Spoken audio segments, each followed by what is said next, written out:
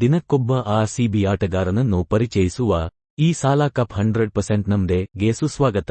ಈ ಸೀರೀಸ್ ಮೂಲಕ ಒಂದೊಂದು ವಿಡಿಯೋದಲ್ಲಿ ಒಬ್ಬರಂತೆ 25 ಆರ್ಸಿಬಿ ಪ್ಲೇಯರ್ಗಳ ಪರಿಚಯವನ್ನು 25 ವಿಡಿಯೋದಲ್ಲಿ ಮಾಡಿಕೊಡುತ್ತಾ ಇದ್ದೇವೆ. ಇಂದಿನ ಮೊದಲ ಸಂಚಿಕೆಯಲ್ಲಿ ನಾವು slow left arm spinner Swapnil ಬಗ್ಗೆ ತಿಳಿದುಕೊಳ್ಳೋಣ.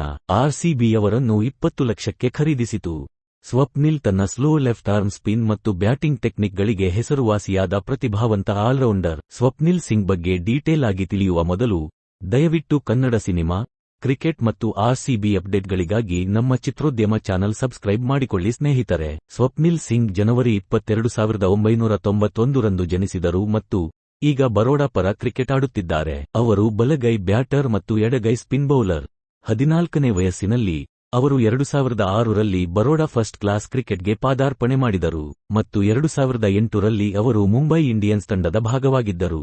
2014 ರಿಂದ 15 ರ ಸೈಯದ್ ಮುಷ್ತಾಕ್ ಅಲಿ ಟ್ರೋಫಿ ಪಂದ್ಯದಲ್ಲಿ ಸೌರಾಷ್ಟ್ರ ವಿರುದ್ಧ 4 ಓವರ್ ಬೌಲ್ ಮಾಡಿ 19 ರನ್ ನೀಡಿ 6 ವಿಕೆಟ್ ಪಡೆದಿದ್ದರು. 6 ಪಂದ್ಯಗಳಲ್ಲಿ 565 ರನ್ಗಳೊಂದಿಗೆ ಅವರು 2017 ರಿಂದ 18 ರ ರಣಜಿ ಟ್ರೋಫಿಯಲ್ಲಿ ಬರೋಡಾ ಪರ ಅತಿ ಹೆಚ್ಚು ರನ್ ಗಳಿಸಿದ ಆಟಗಾರರಾಗಿದ್ದರು. ಹೀಗಾಗಿ ಅವರು ಒಬ್ಬ ಒಳ್ಳೆಯ ಬ್ಯಾಟರ್ ಕೂಡ ಆಗಿರುವುದರಿಂದ ಆರ್ಸಿಬಿಗೆ ಖಂಡಿತ ಹೆಲ್ಪ್ ಆಗಲಿದೆ.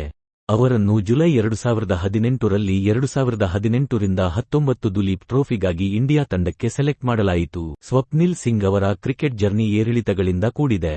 2008 ರ ಅಂಡರ್-19 ವಿಶ್ವಕಪ್ಗಾಗಿ 25 ಸಂಭಾವ್ಯರ ಪಟ್ಟಿಯಲ್ಲಿ ಸೇರಿಸಲ್ಪಟ್ಟರು.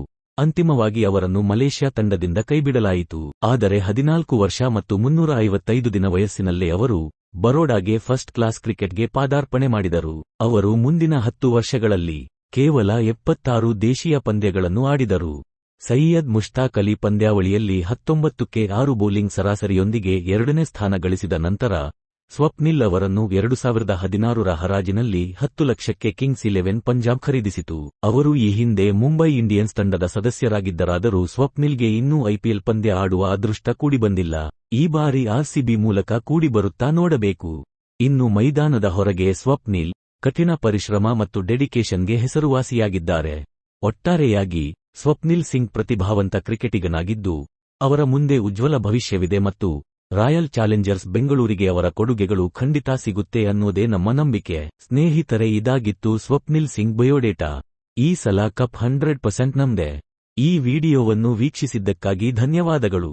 ಮತ್ತೊಬ್ಬ ಪ್ಲೇಯರ್ ಪರಿಚಯದೊಡನೆ ಮತ್ತೊಂದು ವಿಡಿಯೋದಲ್ಲಿ ಸಿಗೋಣ. ದಯವಿಟ್ಟು ನಮ್ಮ ಚಾನಲ್ ಅನ್ನು ಸಬ್ಸ್ಕ್ರೈಬ್ ಆಗಲು ಮರೆಯಬೇಡಿ.